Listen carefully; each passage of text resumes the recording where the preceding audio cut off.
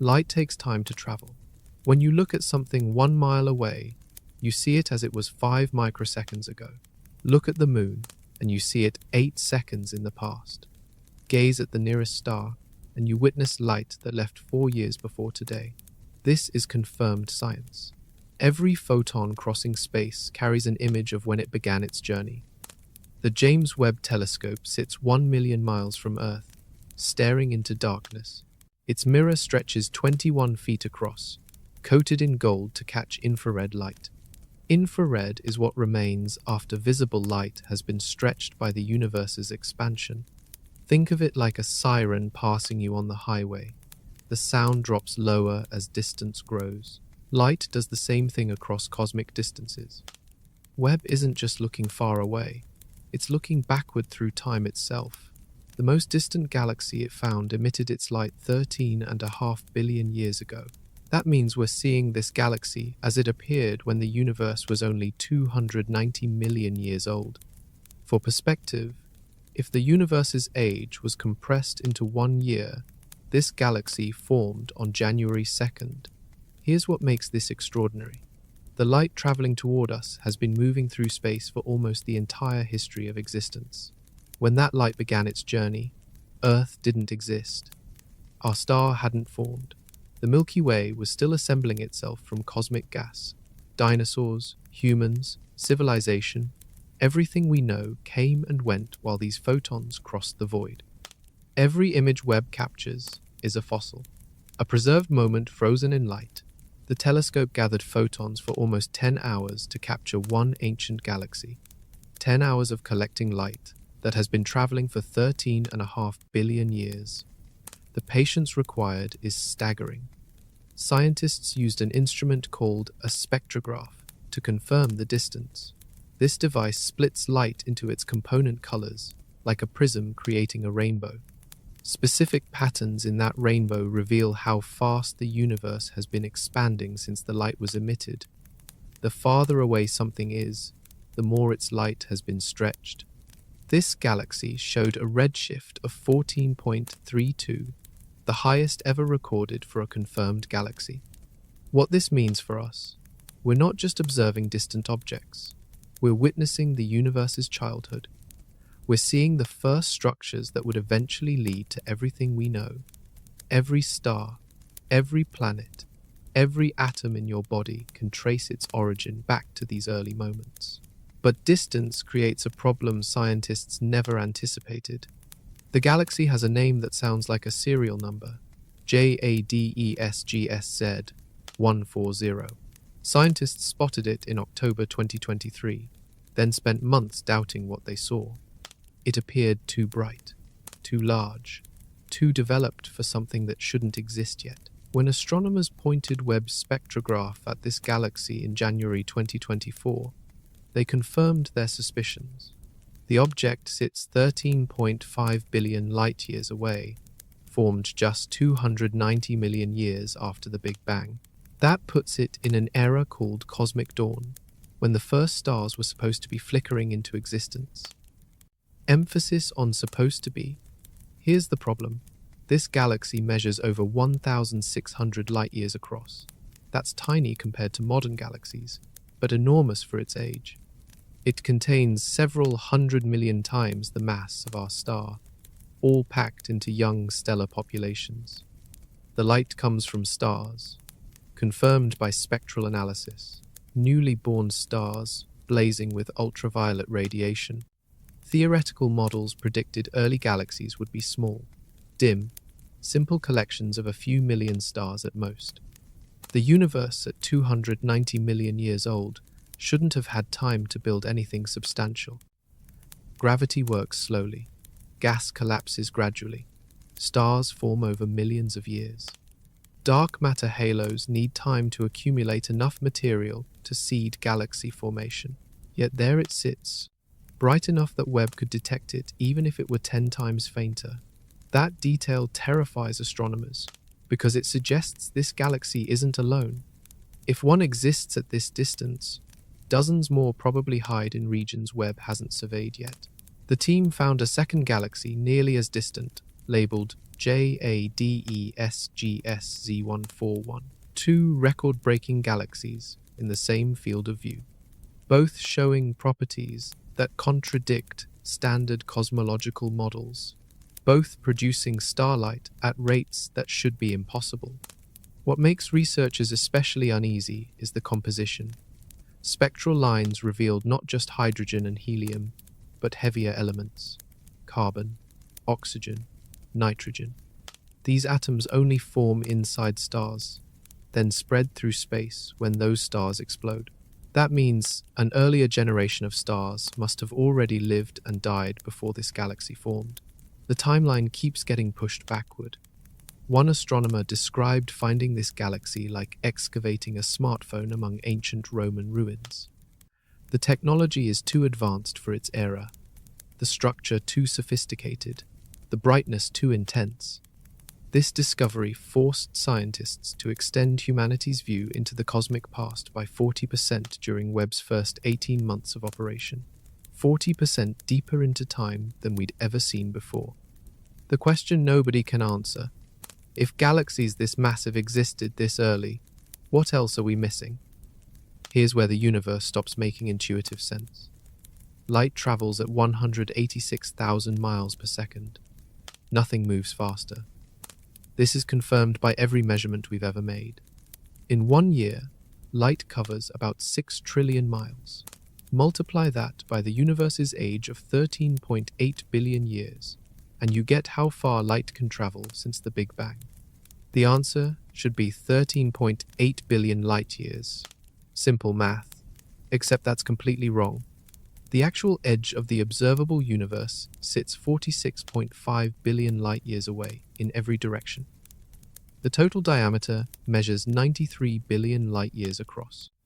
We live in a sphere of space nearly 7 times wider than the distance light could possibly travel in the universe's lifetime. This isn't a mistake, it's expansion. Space itself is stretching. Imagine drawing dots on a balloon, then inflating it. The dots move apart even though they're not traveling across the balloon's surface. The surface between them is growing. Space works the same way. Galaxies aren't flying through space. Space is carrying them apart. When a distant galaxy emitted light 13.5 billion years ago, it was much closer to us than it is now. That galaxy has been moving away from us the entire time its light traveled toward us. By the time that ancient light reaches our telescopes, the galaxy that emitted it has drifted to a current distance of 46 billion light years. Think of it like running on a treadmill towards someone standing ahead of you. While you run forward, the treadmill pulls you backward. You might eventually reach them, but they'll be farther away than when you started. Light does the same thing, fighting against cosmic expansion. Here's what makes this deeply strange. Regions of the universe exist beyond 46.5 billion light years. We know they're there because space extends infinitely in all directions. The observable universe is only the portion where light has had time to reach us. Beyond that boundary, galaxies shine and stars explode and planets orbit. We just can't see them. We never will. The expansion rate is accelerating, confirmed by observations of distant supernovae. This acceleration is caused by something called dark energy, which comprises 68% of everything that exists. Dark energy's density remains constant as space expands, which means its total amount increases as the universe grows larger. What this means? The universe is simultaneously finite in what we can observe and infinite in what actually exists. Every second, the edge of what we can see grows larger, but space itself grows faster. Distant galaxies are disappearing beyond our reach. And stranger still, the rate of expansion seems to be different depending on where we look. Webb stared at a patch of sky slightly larger than 3 full moons for 250 hours. The region is called the Cosmos Webb Field. When Hubble examined this same area, it found roughly 10,000 galaxies. Scientists thought that represented a complete census. They were wrong by a factor of 80. The final Webb image contains 797,942 galaxies, nearly 800,000 distinct collections of stars, each containing billions or trillions of stellar masses. The photograph required combining more than 10,000 individual exposures, carefully aligned and corrected for observational errors. To understand the scale, picture printing the famous Hubble ultra-deep field on a standard sheet of paper. The Webb image would need to be printed 13 feet tall by 13 feet wide at the same level of detail. A wall-sized mural of cosmic history. Every single galaxy in this image tells a story. Some formed 12 billion years ago when the universe was young and chaotic. Others took shape relatively recently, just a few billion years back. The catalogue includes measurements for each galaxy's distance, brightness, mass, and star formation rate. Scientists can now track how galaxies evolved across 98% of cosmic time. What makes this image revolutionary isn't just the number of galaxies, it's the distribution. The galaxies aren't scattered randomly. They cluster along invisible threads. They gather at intersections. They avoid certain regions entirely. The pattern reveals the cosmic web, a large-scale structure of dark matter filaments connecting every major mass concentration in the universe. Webb's infrared vision pierced through cosmic dust that had hidden entire populations of galaxies from previous surveys. What appeared empty, invisible light blazes with activity in infrared, dusty regions where new stars form, ancient galaxies whose light has been stretched into wavelengths human eyes can't detect, objects Hubble literally couldn't see. The team spent years developing technology to measure properties of 800,000 galaxies simultaneously, photometry to gauge brightness, morphology to classify shapes, redshift calculations to determine distances, physical parameters to estimate masses and ages. The catalogue represents one of the highest quality datasets in astronomy. Scientists released everything to the public: the images, the measurements, the catalogue, an interactive viewer where anyone can search for specific objects or explore random patches of deep space. This democratization of data means researchers worldwide can mine the information for discoveries. Before Webb launched, astronomers predicted they would find approximately 10 times fewer galaxies at extreme distances. They estimated galaxies forming within the first 500 million years would be incredibly rare, perhaps a few dozen in a survey this size. The actual count exceeded predictions by a factor of 10. Hundreds of extremely distant galaxies crowded into a cosmic era that should have been nearly empty. Something about early galaxy formation is fundamentally wrong in our models. The Big Bang happened 13.8 billion years ago, confirmed by multiple independent measurements. Afterward, the universe was smooth, nearly uniform. Tiny density fluctuations existed, but matter was spread almost evenly throughout space. Gravity amplifies these fluctuations over time, pulling matter into clumps that eventually become stars and galaxies. This process should be slow, predictable, gradual. Current models estimate how quickly the first structures could form. Gas needs time to cool enough for gravity to compress it. Dark matter halos need to accumulate sufficient mass to attract ordinary matter. Stars need to ignite and produce the heavy elements that seed future star formation. Each step takes millions of years. The math adds up to a clear prediction about how many galaxies should exist at any given cosmic age. Webb found 10 times more galaxies in the early universe than those predictions allowed. 10 times. Researchers checked the instruments, verified the measurements, examined the data for errors. Everything confirmed the same impossible result. Within the first 500 million years after the Big Bang, the cosmos was teeming with galaxies. Bright ones, massive ones, galaxies containing billions of stellar masses worth of material. The universe was producing too much light too early. It had only 400 million years to form structures containing 1 billion times the mass of our star. We don't know how to make that happen, not with current physics, not with current understanding of how matter behaves. One explanation suggests that stars formed more efficiently in the early universe. Perhaps gas collapsed faster because the cosmos was denser. Perhaps gravitational collapse worked differently when space was more compressed. Perhaps environmental conditions allowed star formation to proceed at rates impossible in the modern universe. But this is speculation, not confirmed theory. The observations are real. The explanations remain uncertain. Another possibility involves dark matter. Different models of dark matter predict different abundances of dark matter halos in the early universe. If dark matter behaves differently than the standard model assumes, it could create conditions that accelerate galaxy formation. Measurements from Webb might help distinguish between competing dark matter theories. What troubles astronomers most is the consistency of the surprise. It's not one anomalous galaxy, it's hundreds, across multiple surveys, in different regions of sky, using different instruments. Every deep field Webb examines reveals the same pattern, far more galaxies than should exist. The implications reach beyond simple number counts.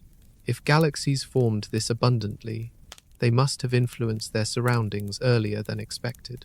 They would have started reionizing the universe sooner. They would have enriched space with heavy elements faster. They would have seeded the formation of larger structures earlier. The entire timeline of cosmic evolution might need revision. Every textbook chapter on the early universe might be incomplete.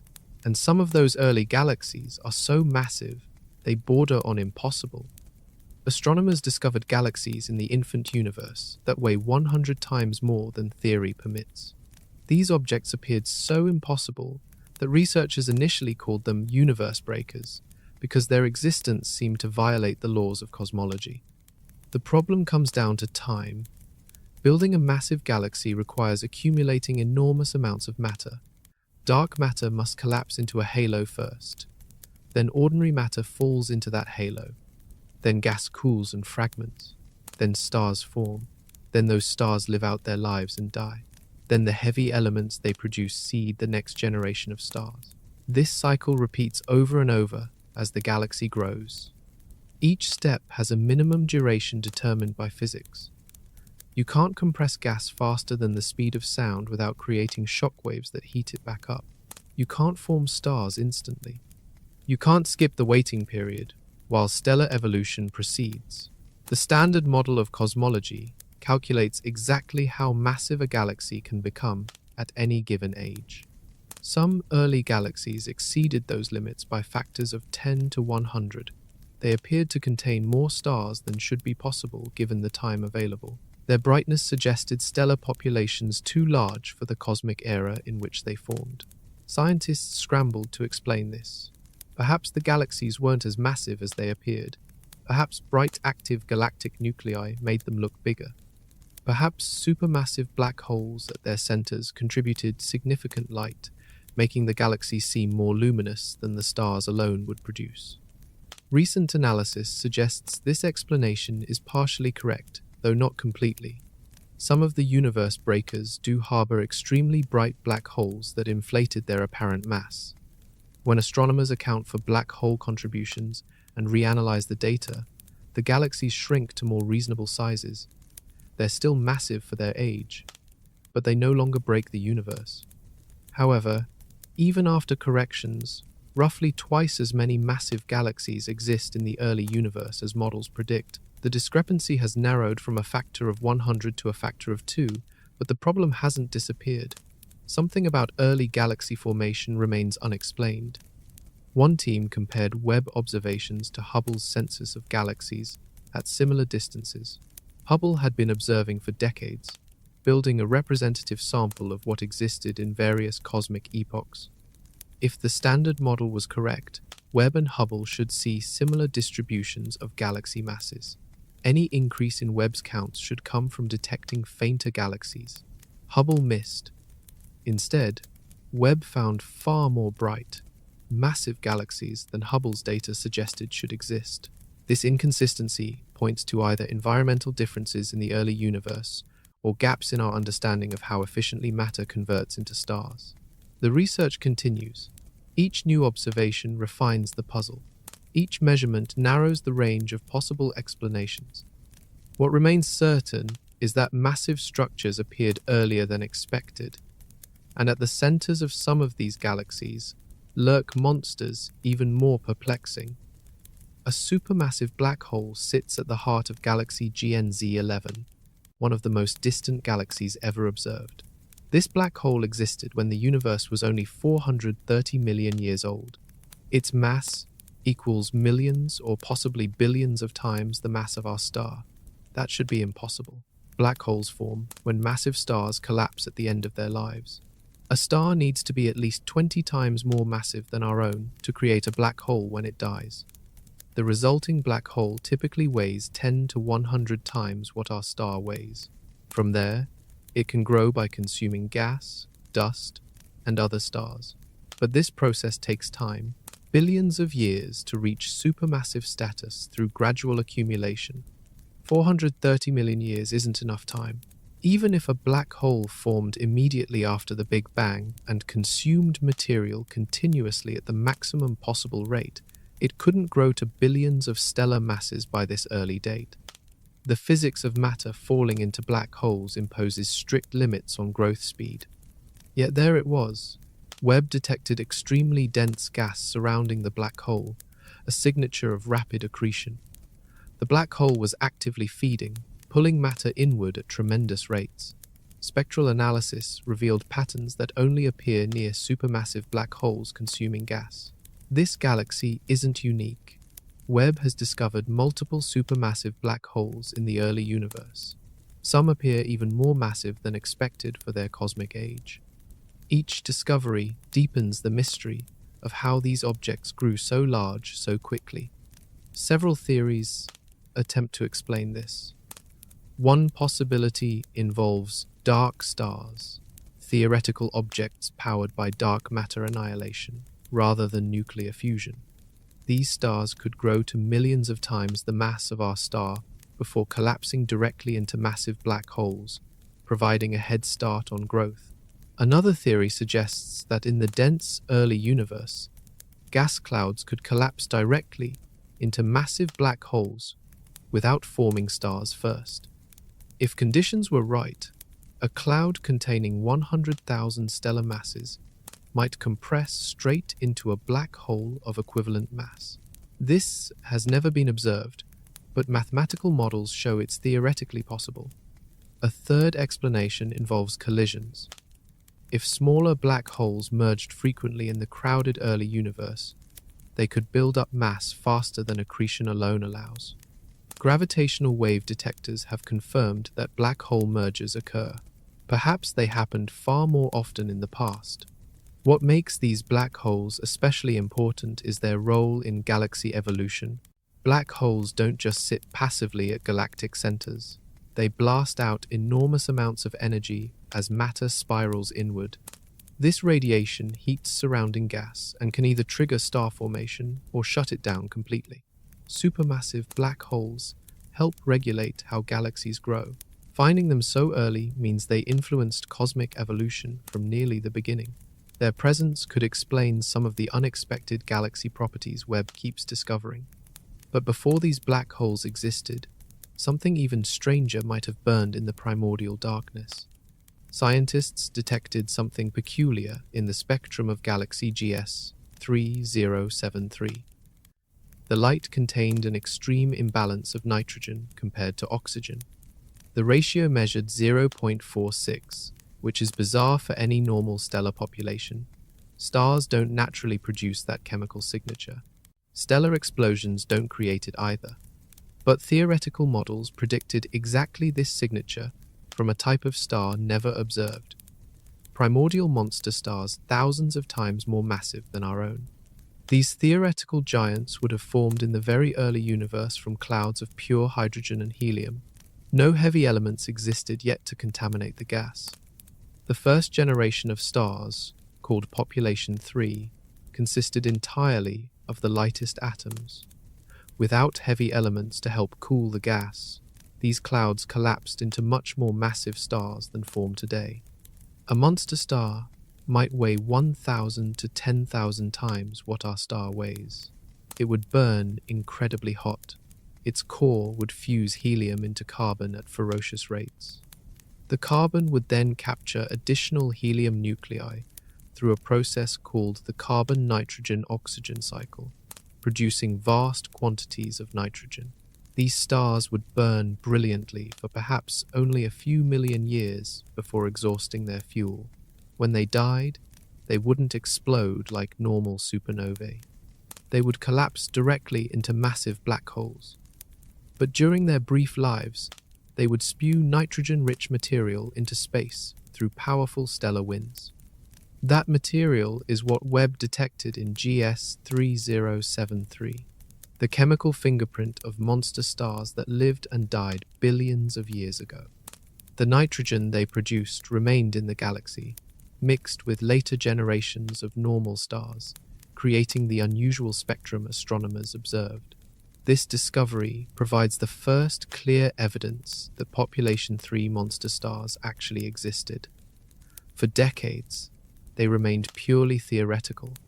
Mathematical models showed they should form, but nobody had ever detected their chemical signatures in real galaxies. Webb changed that. The implications reach far beyond confirming a prediction. Monster stars help solve the supermassive black hole problem. If stars this massive collapsed into black holes weighing thousands or tens of thousands of stellar masses, those black holes would have a huge head start on growth. They could reach supermassive status much faster than black holes formed from normal stars. Monster stars also contributed to reionization, the period when the first sources of light began ionizing the hydrogen gas that filled space. Their intense ultraviolet radiation would have stripped electrons from atoms across vast regions, making the universe transparent to light. This process transformed the cosmos from an opaque fog into the clear medium we observe today. Additionally, these stars produced the first heavy elements. Every atom of carbon, oxygen, and nitrogen in the early universe came from stellar interiors. Monster stars forged these elements faster and in greater quantities than normal stars could. They seeded the formation of subsequent star generations that could form planets and eventually life. The universe's largest stars burned at the beginning, not now.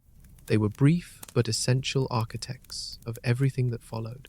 Yet even these giants were just individual objects.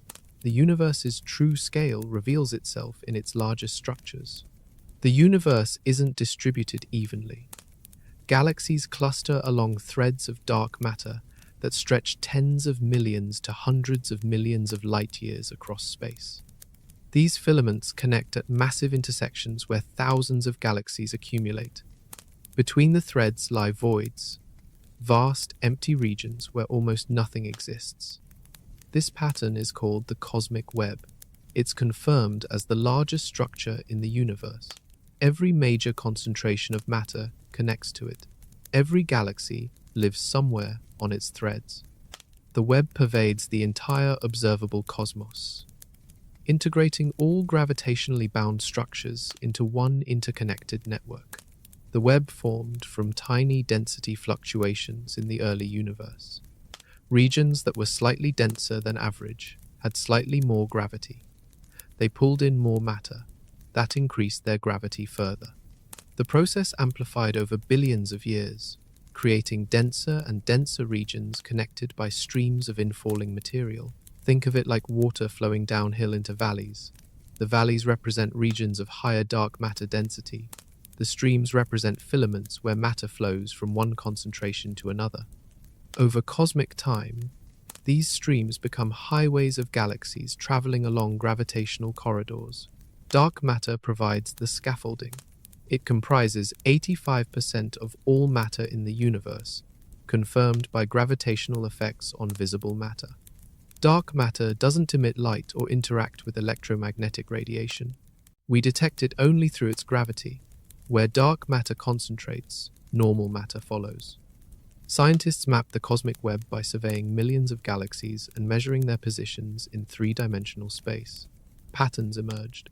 Galaxies line up along specific directions. They cluster at nodes where multiple filaments intersect. They avoid regions between filaments. The distribution reveals the underlying dark matter structure. The local group, which includes our galaxy and Andromeda, sits on a filament connecting the Fornax cluster to the Virgo cluster. This filament stretches approximately 110 million light-years across. Light from some parts of our local structure left when dinosaurs walked on Earth. The largest concentrations occur where filaments meet. These intersections become galaxy clusters, the most massive gravitationally bound objects in existence. A typical cluster might contain 100 to 1,000 galaxies, with a total mass of 100,000 billion stellar masses.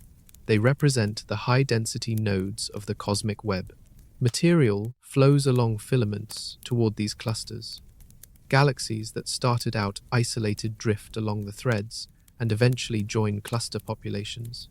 As they travel, they interact with other galaxies.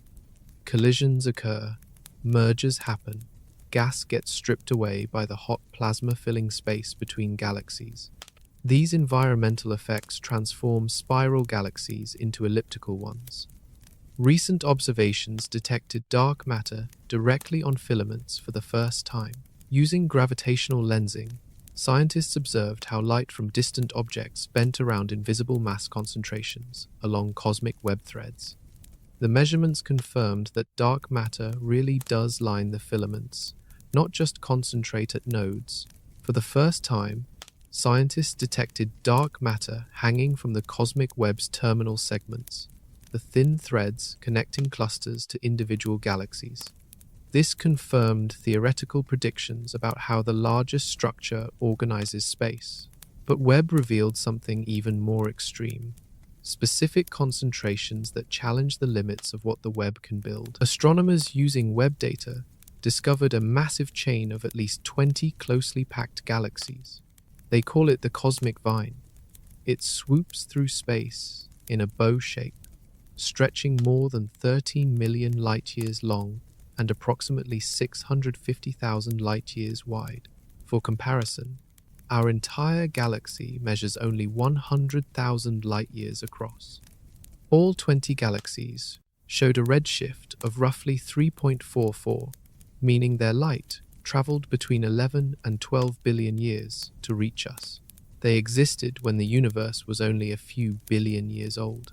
The vine formed during an era when such large structures shouldn't have had time to assemble. What makes the cosmic vine remarkable is its size compared to other galaxy groups at similar distances. It's significantly larger than anything else discovered at this cosmic epoch. The structure appears to be in the process of becoming a galaxy cluster, one of the universe's most massive formations. Current mass estimates place the vine at approximately 260 billion stellar masses. That's already enormous, but it's still growing. Galaxies continue to drift along the filament, drawn by the combined gravity of the structure. Eventually, over the next several billion years, these galaxies will merge into a unified cluster. What puzzles researchers is the state of the two largest galaxies in the vine. When scientists analyzed the wavelengths of light these galaxies emitted, they found that star formation had almost completely stopped. The galaxies are classified as quiescent, meaning they're no longer actively producing new stars. This is unusual for the early universe. Most galaxies at this distance are still forming stars vigorously. Finding large galaxies that have already used up their gas reserves suggests something dramatic occurred. One possibility is that these galaxies resulted from recent mergers. When galaxies collide, they can trigger massive bursts of star formation that consume available gas in a relatively short period. The collision would heat the gas to extremely high temperatures. Hot gas doesn't collapse easily to form stars. It can also be expelled from the galaxy entirely by the energy released during the merger. This would leave behind a galaxy full of existing stars but depleted of the raw material needed to build new ones. Another explanation involves the environment. Galaxies in dense structures experience different conditions than isolated galaxies. They pass through hot plasma, filling the space between galaxies. This plasma can strip away their gas through a process called ram pressure stripping. Imagine sticking your hand out of a car window at highway speeds. The air resistance pushes your hand backward. Gas in galaxies experiences similar forces when moving through the hot medium between galaxies. The cosmic vine represents just one example of unexpected large-scale structure in the early universe. Webb keeps finding massive concentrations that formed faster than models predict. Each discovery adds evidence that something about early structure formation proceeds more efficiently than standard theory allows. These enormous structures don't exist in isolation. They're part of a much larger population of galaxy groups that Webb has catalogued across cosmic time. A team of astronomers compiled the largest and deepest sample of galaxy groups ever observed.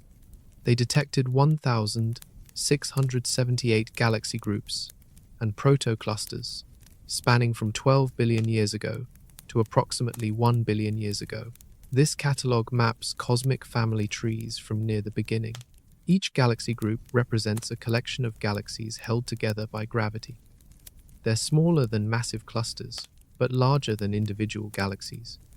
Think of them as neighborhoods in the cosmic web, distinct communities connected by the larger structure but maintaining their own local gravitational identity. What makes this catalogue revolutionary is its depth. Previous surveys could only glimpse parts of this evolutionary sequence. They might catch groups at one cosmic epoch or another, but they couldn't trace continuous development across billions of years. Webb changed that. Its infrared sensitivity allows detection of galaxies 1 billion times fainter than what human eyes can see. The catalogue reveals how galaxy groups evolve over time. In the early universe, groups appear chaotic. Galaxies show irregular shapes. Star formation proceeds vigorously. The structures are loose, still assembling, not yet settled into stable configurations. As time progresses, the groups become more organized. Galaxies develop symmetrical shapes like spirals and ellipses. Star formation slows down, a process called quenching. The groups grow more compact as gravity pulls members closer together. Eventually, many groups merge into larger clusters. This evolution reflects broader processes shaping cosmic structure. Dark matter halos accumulate over time. Small halos merge into larger ones. Gas heats up as it falls into these halos. Supermassive black holes at galactic centers blast energy into surrounding space. All these effects combine to transform the properties of galaxies and the groups they inhabit. Scientists can now track individual galaxy populations through multiple evolutionary stages. They identify galaxies at one distance, then look for similar galaxies at other distances to see how that population changed. This creates a narrative of cosmic history, showing how different types of galaxies emerged and evolved. The catalogue also reveals environmental effects. Galaxies in dense groups behave differently than isolated field galaxies. Group members experience more frequent interactions. They collide more often. Their gas gets heated by the hot plasma filling space between them. These environmental factors accelerate evolution, transforming active star-forming galaxies into quiescent ones faster than would happen in isolation. One particularly striking finding involves the transition from chaotic to organized. The shift occurs fairly rapidly in cosmic terms, over just a few billion years. Early groups show high star formation rates and irregular morphologies. Later groups show low star formation and regular shapes. The transformation coincides with the era when dark matter accumulation shifted from rapid growth to slower consolidation. This catalogue provides observational evidence for theories about how structure forms in the universe. It confirms predictions about halo assembly. It validates models of environmental quenching. It demonstrates how the cosmic web organizes matter on the largest scales. Yet, even with nearly 1,700 groups catalogued, vast regions of space contain nothing at all. Between the filaments of the cosmic web stretch enormous empty regions called voids. These spaces contain almost no galaxies, almost no stars, almost no matter of any kind. They extend for hundreds of millions of light years in every direction, representing the largest continuous volumes of emptiness in the universe. The voids aren't completely empty. A few small galaxies drift through them, isolated and alone. Sparse filaments of dark matter thread through the edges. But compared to the dense regions where galaxy clusters form, voids contain less than 10% of the average matter density of space. Imagine standing in the middle of a void. Look in any direction and you would see darkness extending for tens of millions of light years before encountering the nearest galaxy. The void would appear as a cosmic desert, an immense region where structure formation failed to occur. Voids form through a process opposite to how clusters form. Regions that started slightly less dense than average had slightly less gravity. Matter flowed out of these regions toward denser areas. This decreased their density further. The process continued for billions of years, creating vast underdense regions while concentrating matter along the boundaries. These boundaries are where filaments exist. Matter drains from voids and accumulates on the walls, separating them. Over time, voids grow larger as more material evacuates toward the edges. The cosmic web evolves by expanding voids and compressing filaments, creating an increasingly structured pattern. The largest known void stretches approximately 1 billion light-years across. That's roughly 1% of the observable universe's diameter. Light takes 1 billion years to cross it. If you started at one edge and traveled at the speed of light, you would spend 1 billion years crossing nothing but empty space before reaching the other side.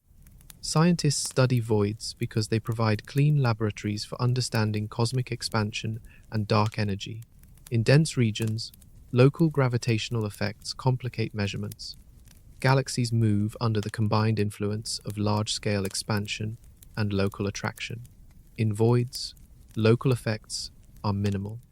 Galaxies move primarily under the influence of cosmic expansion, making them ideal tracers of how fast the universe is expanding. Void statistics also test cosmological models.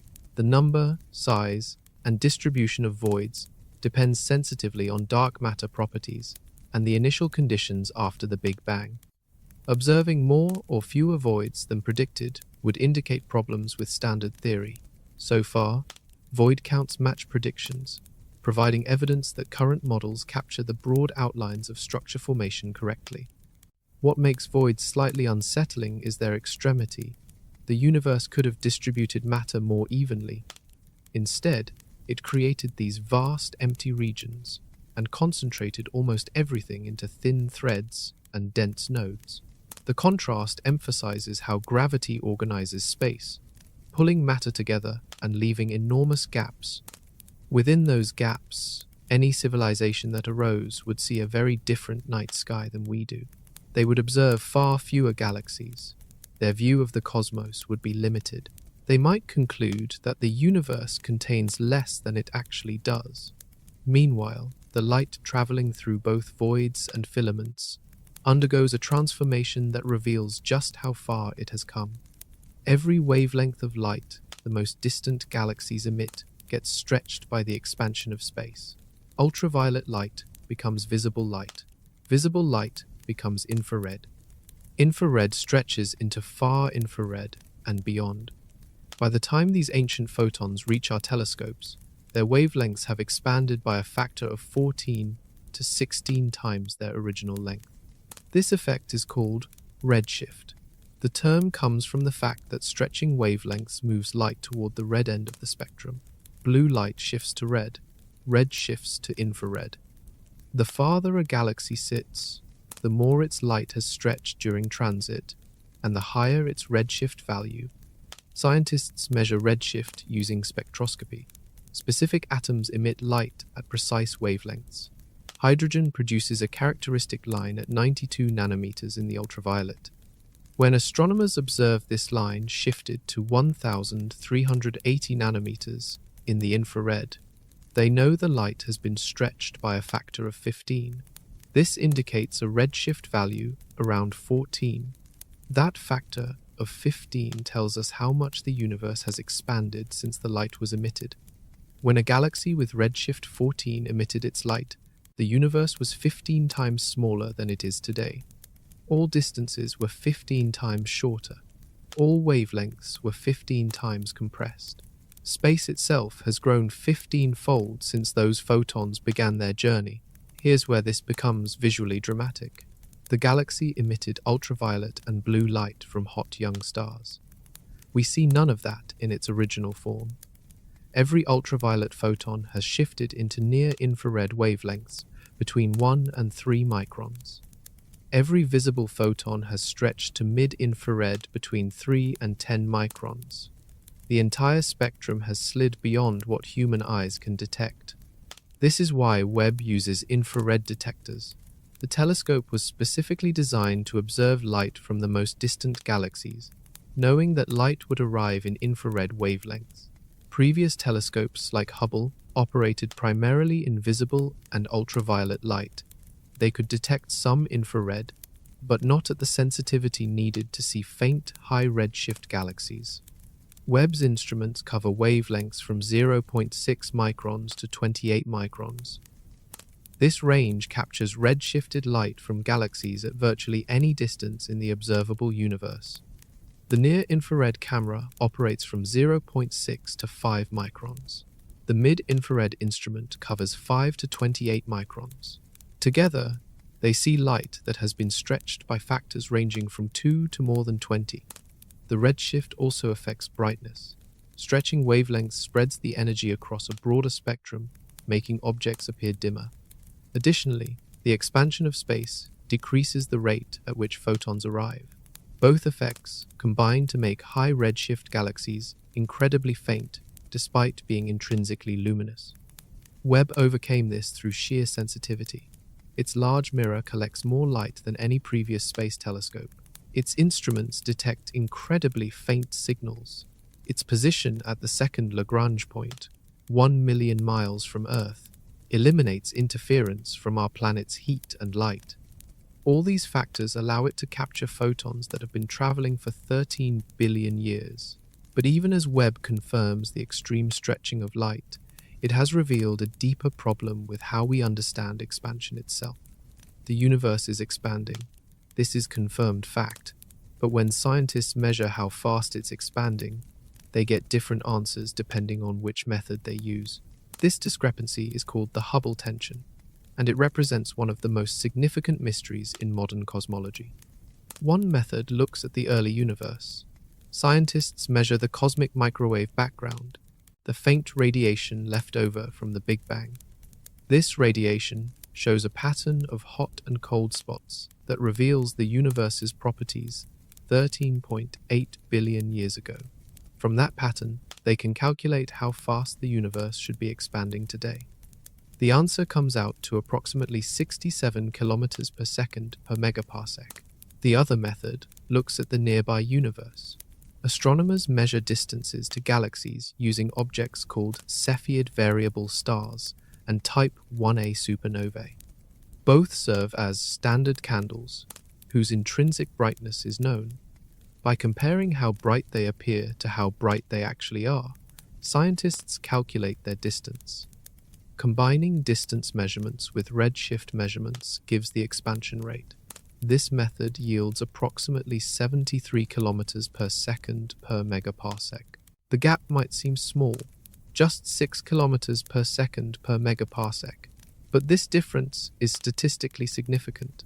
Both measurements have been verified repeatedly using independent datasets.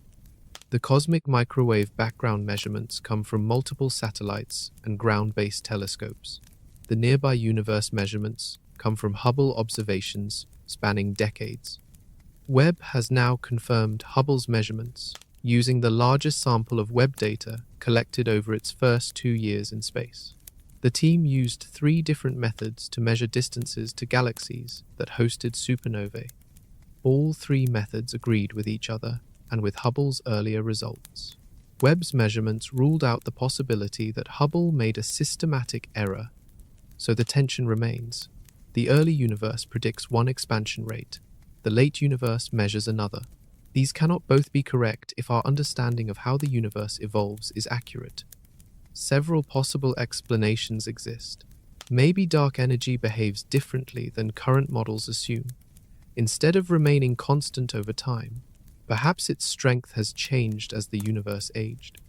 This would cause the expansion rate to differ between early and late epochs. Maybe there's some unknown physics affecting how light travels through space.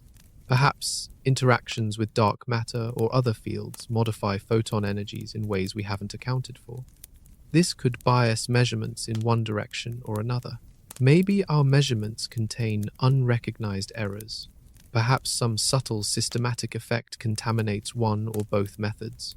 Scientists continuously search for such errors, but none has been found that could explain the entire discrepancy. The most intriguing possibility is that the tension reveals genuinely new physics. Perhaps the universe evolved in ways not captured by the standard model of cosmology. Perhaps additional forces or particles exist that influence cosmic expansion. Finding such new physics would revolutionize our understanding of reality at the most fundamental level. What makes this especially troubling is that the Hubble constant isn't just an academic number. It reveals how the universe has evolved over its entire history. It determines the universe's age, size, and ultimate fate. Getting it wrong means misunderstanding the cosmos at the largest scales. And speaking of large scales, scientists just confirmed the existence of something that had only been theorized for decades. Dark matter makes up 85% of all matter in the universe. It doesn't emit light. It doesn't absorb light. It doesn't interact with electromagnetic radiation at all. We know it exists only because of its gravitational effects on visible matter. Galaxies rotate too fast to be held together by the gravity of their stars alone. Galaxy clusters move in ways that require far more mass than we can see. The cosmic web wouldn't exist without dark matter providing the scaffolding.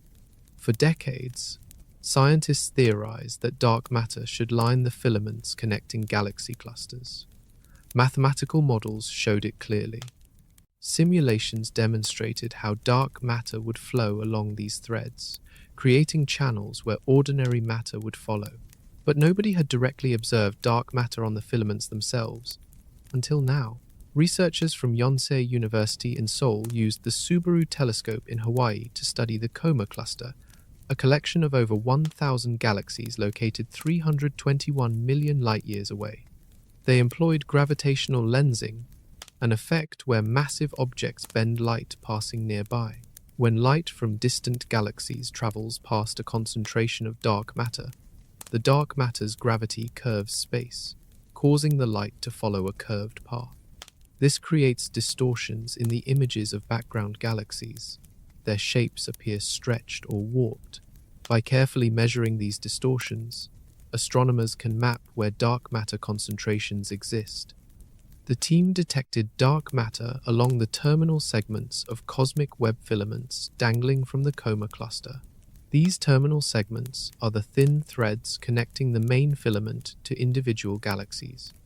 Previous observations had seen dark matter in the main filaments and at the nodes where filaments intersect. This marked the first detection on the smallest threads of the web. This discovery confirms theoretical predictions about how the cosmic web organizes space. Dark matter doesn't just concentrate at nodes. It genuinely pervades the entire network, creating a continuous structure spanning the universe. Galaxies don't drift through empty space. They slide along dark matter highways that guide their motion. The Coma cluster itself sits on what's called the Great Wall, one of the largest structures ever discovered. The Great Wall was actually the first super-large structure identified in the universe. It's a massive sheet of galaxies stretching across hundreds of millions of light-years. The Coma cluster represents one of the densest regions where multiple filaments converge. What makes this observation technically impressive is the difficulty of gravitational lensing measurements. The distortions are subtle. Background galaxies appear only slightly stretched. Detecting this requires extremely precise measurements of galaxy shapes. Correlating those shapes across large areas of sky and carefully removing all other sources of distortion like atmospheric effects or telescope optics. The Subaru telescope's 8.2-meter mirror and advanced instruments made these measurements possible. The team analyzed hundreds of background galaxies, looking for systematic patterns in how their shapes were warped. The pattern revealed the gravitational influence of dark matter threading through space. This finding matters because it provides direct observational evidence for the cosmic web's most basic prediction.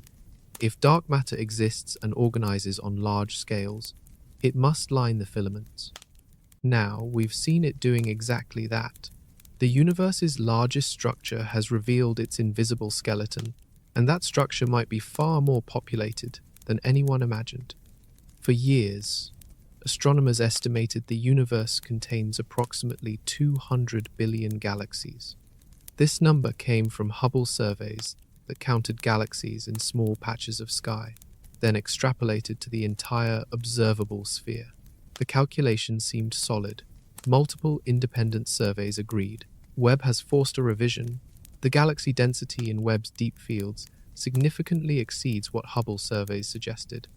If these deep field observations are representative of the universe as a whole, the total number of galaxies could be trillions rather than hundreds of billions.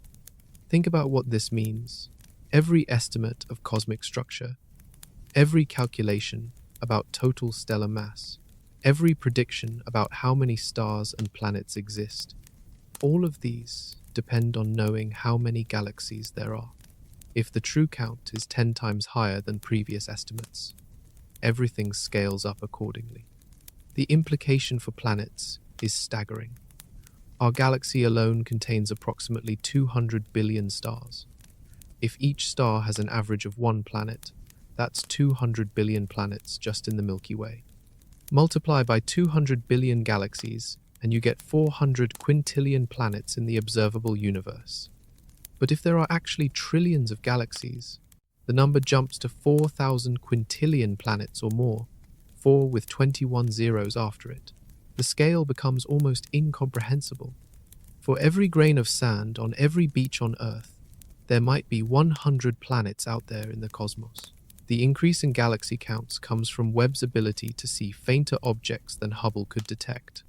Many galaxies that appeared as faint smudges or weren't visible at all in Hubble images show up clearly in Webb's infrared observations. Additionally, Webb sees galaxies hidden behind cosmic dust that blocked visible light but allows infrared through. What remains uncertain is whether Webb's deep field observations truly represent average galaxy density. The telescope has observed relatively small patches of sky in extreme detail. Perhaps those patches happen to be denser than typical. Perhaps the galaxy distribution varies significantly across different regions of the observable universe. Scientists are working to answer this by conducting surveys of larger sky areas at somewhat lower depth. If those surveys show similar galaxy densities to the ultra-deep fields, it confirms the higher total count. If the density decreases in wider surveys, it suggests the deep fields overrepresent the true average. Early results favor the higher density. Multiple deep field observations in different directions show consistently high galaxy counts. This suggests the abundance is real, not a statistical fluke. The philosophical implications are profound. If trillions of galaxies exist, each containing billions or trillions of stars, each potentially hosting planets, the probability of other life existing somewhere becomes nearly certain. The cosmos is so vast, with so many opportunities for chemistry and evolution, that Earth being unique seems implausible. Yet all these trillions of galaxies exist in the observable universe alone. The total universe extends far beyond what we can see. Some models suggest it might be infinite. If so, the number of galaxies isn't trillions. It's literally infinite, an endless expanse of stars and planets and possibilities. Even in the most distant galaxies Webb has observed, something unexpected is happening with star formation. Star formation has a speed limit. Gas must cool before gravity can compress it into stars. Hot gas generates pressure that resists gravitational collapse. Only when the gas cools sufficiently does gravity win, allowing the cloud to fragment and form stellar nurseries. This cooling process takes time. In the modern universe, star formation proceeds relatively slowly. A typical molecular cloud might produce a few stellar masses worth of new stars per year. This rate reflects the balance between cooling and heating, between gravity and pressure. The process is inefficient. Most of the gas doesn't become stars. It gets blown away by stellar winds or heated by radiation. The early universe appears to have operated differently. Galaxies just a few 100 million years old show stellar populations suggesting they formed stars at rates 10 to 100 times faster than modern galaxies of equivalent mass. They converted their gas into stars with shocking efficiency. The evidence comes from measuring galaxy brightness and mass. A galaxy's brightness depends on how many stars it contains and how hot those stars burn. Young, massive stars burn extremely bright.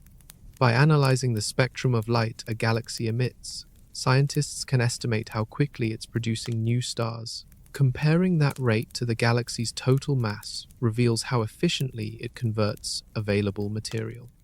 Early galaxies show mass-to-light ratios, indicating they turned gas into stars much faster than current models predict. One explanation suggests the early universe was denser, making gravitational collapse more effective. When matter is compressed into a smaller volume, clouds collide more frequently. Collisions trigger star formation. Higher collision rates mean more stars. Another possibility involves gas composition. The first generations of stars formed from pure hydrogen and helium. Modern stars form from gas enriched with heavy elements produced by previous stellar generations. Heavy elements help gas cool more efficiently through various atomic processes. Paradoxically, this might make modern star formation slower. Pure hydrogen gas might collapse more rapidly under the right conditions because it has fewer cooling channels that could complicate the collapse process. Environmental factors could also play a role. Early galaxies experienced more frequent mergers because the universe was smaller and galaxies were closer together. Mergers funnel gas toward galactic centers, where it accumulates in dense concentrations. These dense regions can form stars at tremendous rates, sometimes producing thousands of stellar masses per year in brief periods called starburst events. However, these explanations remain partly speculative. Nobody has definitively proven why early star formation proceeded so rapidly. Observations confirm it happened. Theory struggles to fully explain how. What makes this especially puzzling is that rapid star formation should deplete available gas quickly. If a galaxy forms stars at 100 times the normal rate, it should exhaust its fuel in 1/100th the usual time. Yet many early galaxies show large stellar populations that required sustained star formation over millions or tens of millions of years. Where did all that gas come from? How did it remain available instead of being consumed immediately? One possibility involves cold gas streams. Simulations show that gas can flow directly from intergalactic space into galaxies along cosmic web filaments. This continuous supply could fuel high star formation rates without requiring enormous initial gas reservoirs. What becomes clear is that the early universe was not simply a younger version of today's cosmos. It operated under different conditions that produced different outcomes. The most massive structures gravity can hold together are galaxy clusters. These are the nodes where cosmic web filaments intersect, regions so dense with matter that hundreds or thousands of galaxies congregate in a volume spanning just a few million light-years.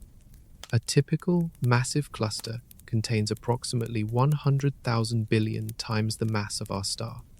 That number is almost impossible to comprehend. 100,000 billion. Written out, it's 1 followed by 14 zeros. Most of that mass isn't even in galaxies. It's spread through space as hot plasma and invisible dark matter. The Coma cluster, mentioned earlier, contains over 1,000 galaxies. The entire structure weighs roughly 10,000 trillion stellar masses. Light takes millions of years to cross from one side to the other. If you could somehow stand in the middle of this cluster, you would see galaxies in every direction, filling the sky with distant spirals and ellipticals. These clusters emit tremendous amounts of X-ray radiation. The space between galaxies isn't empty. It's filled with plasma, heated to tens of millions of degrees. This plasma formed when galaxies fell into the cluster's gravitational well. As they plummeted inward, friction with existing gas heated both to extreme temperatures. The hot gas now radiates energy across the electromagnetic spectrum. Galaxy clusters also serve as gravitational lenses. Their enormous mass warps space-time so severely that light from background galaxies bends around them. This creates multiple images of the same distant galaxy, stretched into arcs and rings. Astronomers use these distortions to measure the cluster's total mass, including dark matter that emits no light. What scientists discovered is that dark matter comprises approximately 85% of a cluster's total mass. The galaxies themselves account for only a few percent. The hot plasma makes up another 10 to 15%. The rest is dark matter, detected only through its gravitational effects. These measurements confirmed that dark matter exists and dominates cosmic structure. Without dark matter, clusters would fly apart. The galaxies move too fast for the gravity of visible matter alone to hold them together. Dark matter provides the additional gravity needed to keep everything bound. Clusters also mark the end of structure formation at the largest scales.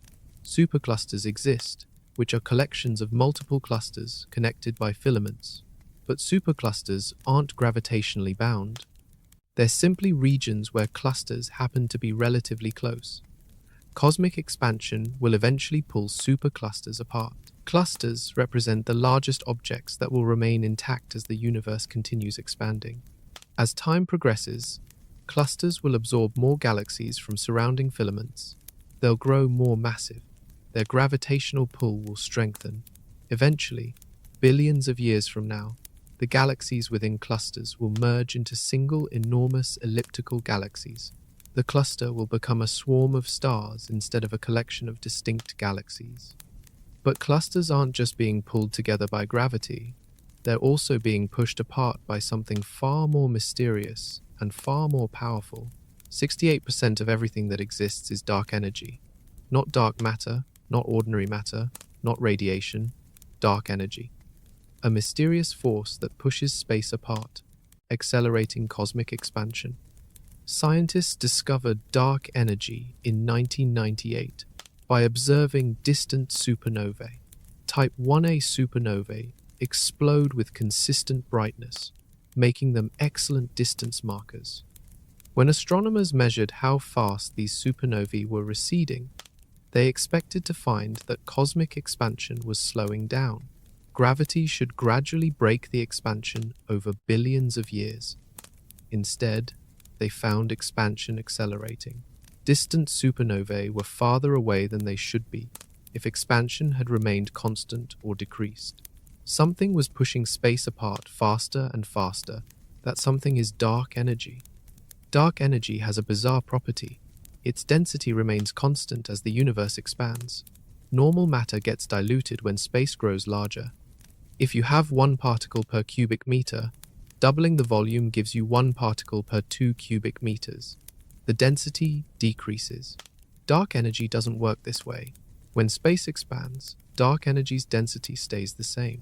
More space means more total dark energy. Think about what this implies. As the universe grows, matter and radiation become less influential because they spread out. Dark energy becomes more influential because its total amount increases while its density stays constant. Early in cosmic history, matter dominated. Gravity was the primary force shaping structure. About 5 billion years ago, dark energy took over. Now it dominates the universe's evolution. The observable universe spans 93 billion light years because dark energy has been pushing space apart for billions of years. Without dark energy, the universe would be smaller. Expansion would have proceeded more slowly. The farthest galaxies we can see would be closer. the cosmic horizon would be nearer. Dark energy also determines the universe's future. If dark energy's strength remains constant, cosmic expansion will continue accelerating forever. Galaxy clusters will remain gravitationally bound, but everything outside our local group will eventually recede beyond the cosmic horizon.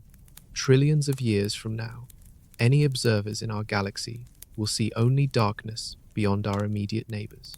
The rest of the universe will have raced away faster than light can travel. If dark energy strengthens over time, the outcome becomes more extreme, an accelerating acceleration.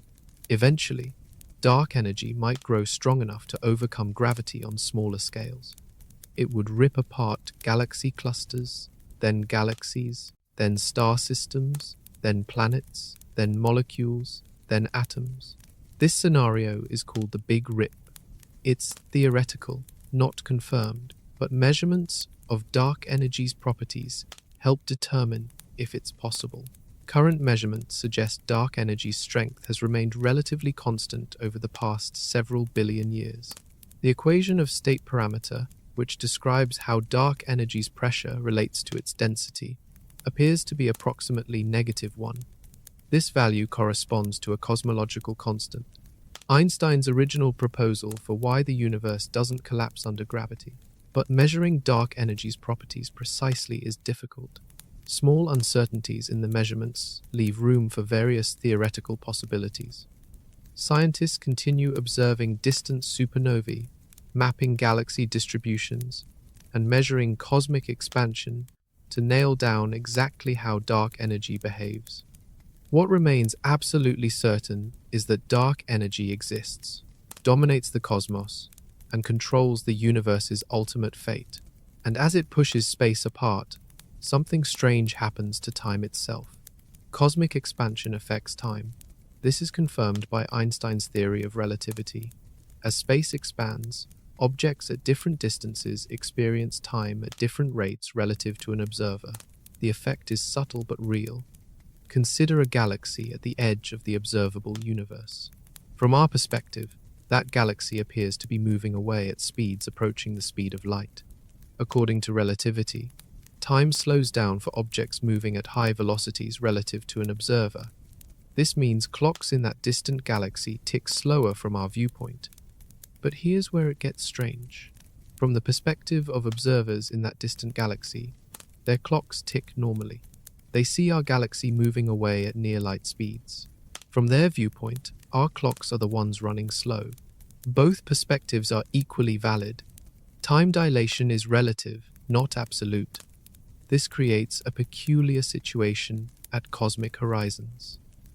Galaxies currently at the edge of the observable universe are receding at the speed of light due to cosmic expansion. From our frame of reference, time in those galaxies has slowed to a near stop. We see them frozen at a particular moment in their evolution. Their light reaches us, but it's been redshifted to such extreme wavelengths that it becomes nearly impossible to detect. As cosmic expansion accelerates, more galaxies will cross this horizon. They'll recede faster than light can travel through expanding space. Once they cross that boundary, no signal they emit will ever reach us.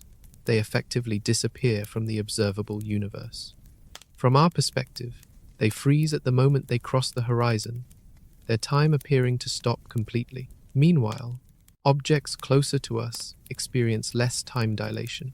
Nearby galaxies recede slowly enough that time dilation effects are minimal. Galaxies in our local group aren't receding at all. We're all gravitationally bound together. Time passes normally for them relative to us.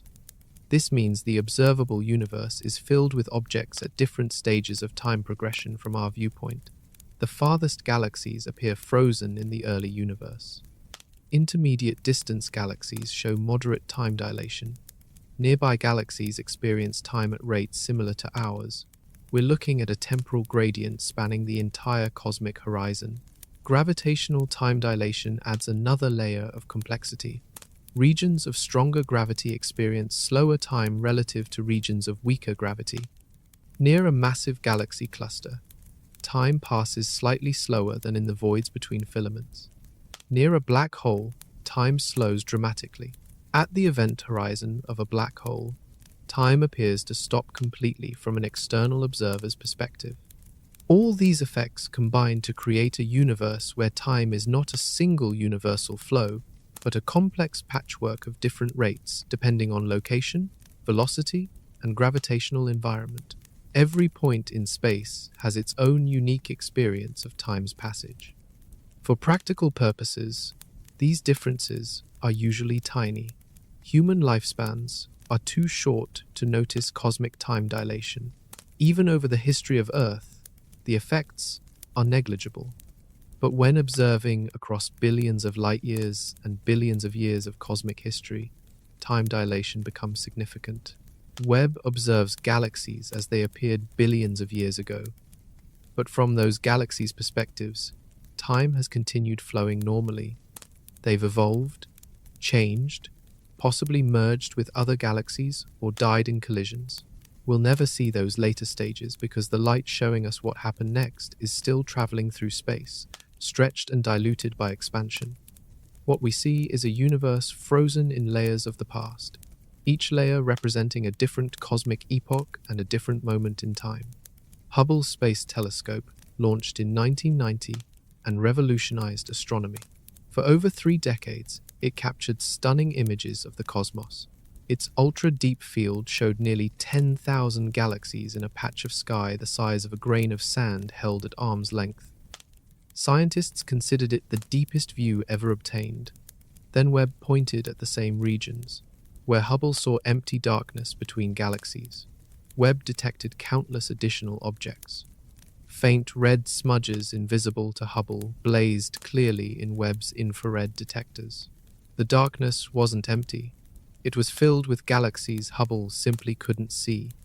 The difference comes down to wavelength. Hubble operates primarily in visible and ultraviolet light, with some near-infrared capability. Its instruments are optimized for wavelengths human eyes can detect. This works perfectly for nearby galaxies whose light hasn't been severely redshifted. But for the most distant galaxies, visible light has stretched into infrared wavelengths. What left those galaxies as blue and ultraviolet light arrives at our telescopes as infrared radiation. Hubble's visible light detectors couldn't capture it. The galaxies remained invisible, hidden not by dust or distance, but by the fundamental properties of cosmic expansion.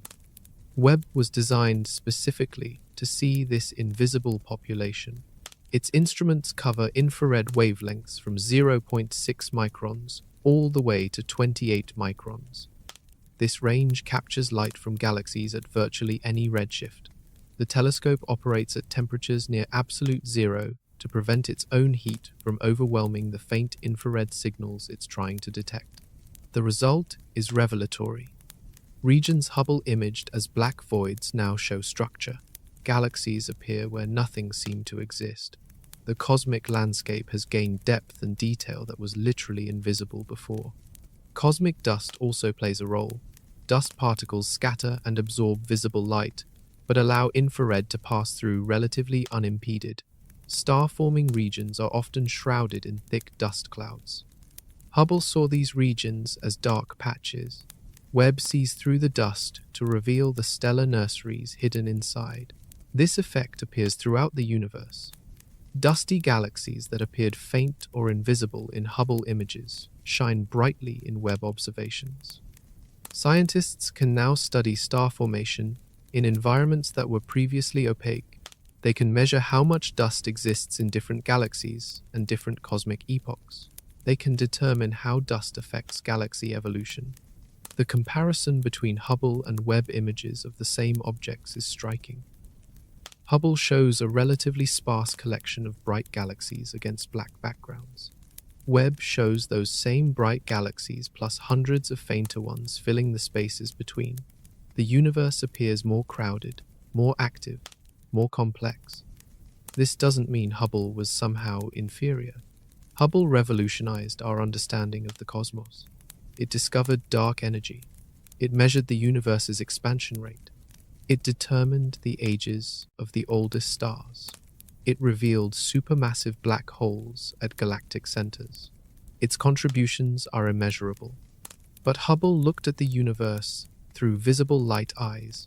It saw what humans would see if we could travel to deep space and look around. Webb sees infrared, a spectrum invisible to human vision but critical for understanding the cosmos. Together, Hubble and Webb provide complementary views that reveal far more than either could alone. What Webb reveals in infrared shows that our visible light view of the universe is incomplete. Vast populations of objects exist that human eyes could never detect, no matter how powerful our vision became. The universe contains more than what our biology allows us to perceive. And what Webb sees suggests the early universe was far more active than anyone expected. The standard model of cosmology makes clear predictions about the early universe. After the Big Bang, space expanded and cooled. About 380,000 years later, atoms formed. Another few 100 million years passed before the first stars ignited. Those stars gathered into the first galaxies. The process was gradual, proceeding over hundreds of millions of years. Galaxies should have been rare in the first 500 million years. Small, dim, simple structures containing relatively few stars. The universe simply hadn't had enough time to build anything elaborate. Webb's observations contradict this timeline. Within the first 400 million years, the cosmos was already producing enormous amounts of light. Bright galaxies blazed across space. Massive structures had assembled. The early universe appears far more luminous than models predicted. Scientists are calling this the too much light too early problem. The observations are clear. Multiple independent surveys confirm it. Different instruments verify it. The early universe was brighter than it should have been given the time available for galaxy formation. One measurement captures this problem perfectly. Researchers calculated the total amount of light produced by all galaxies in the first billion years after the Big Bang. They compared this to theoretical predictions of how much light should exist based on standard structure formation models. The observations exceeded predictions by factors of 2 to 10, depending on the exact cosmic epoch examined. 2 to 10 times more light. That's not a subtle discrepancy. It's a fundamental challenge to our understanding of how galaxies form and evolve. Something about the early universe allowed it to produce stars and galaxies far more efficiently than the same processes work today. Several explanations have been proposed. Perhaps the initial mass function was different in the early universe. The initial mass function describes the distribution of stellar masses when stars form. Modern star formation produces mostly small stars with a few massive ones. Maybe early star formation produced more massive stars proportionally. Massive stars burn brighter than small ones, so this would increase total light output. Another possibility involves star formation efficiency. In the modern universe, only a small fraction of available gas actually becomes stars. Most gas gets heated, blown away, or remains in diffuse clouds. Perhaps in the early universe, environmental conditions allowed gas to convert into stars more efficiently. Higher efficiency means more stars per unit of gas, producing more light. Black holes might contribute as well. Active galactic nuclei, powered by supermassive black holes consuming matter, can shine brighter than entire galaxies. If black holes were more common or more active in the early universe, they could account for some of the excess light. Recent observations support this idea, showing that many early galaxies harbor extremely bright active nuclei. What makes this problem especially frustrating for theorists is that observations keep pushing the boundary earlier. First, Webb found surprisingly bright galaxies at 600 million years, then at 500 million years, then at 400 million years, then at 300 million years.